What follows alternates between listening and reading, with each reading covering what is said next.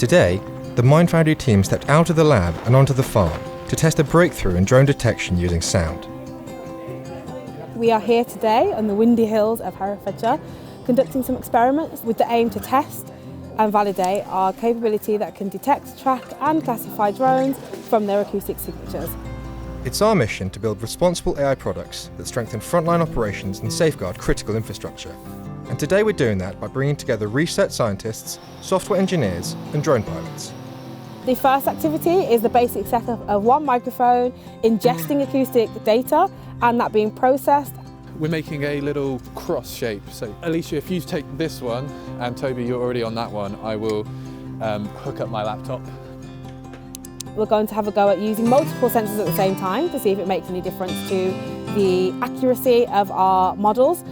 Oh, this is so cool. The time that it's coming in and that it's classifying this one as background, but this one is a drone. We have a drone that our model has been trained on previously, and we have a new drone, and we want to test our capability to make sure it's able to classify between the two different drones. Oh, look! Yeah. We have new drone data, which is exciting. 5 experiments, 1 goal. Validation of one of our product's key features in an environment similar to real-world deployments. So obviously, as you can hear, it's a very windy day, but also we have some chickens. We have some helicopters that have been flying overhead today, and we also just have the general hubbub of people moving around on a farm.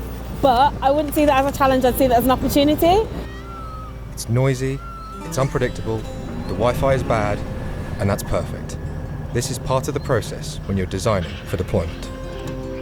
We want to drive home the idea of seeing with sound, and to be able to do that we had to prove that we could set up microphones in a field that can then ingest acoustic data coming from drones, process that and show those tracks in real time.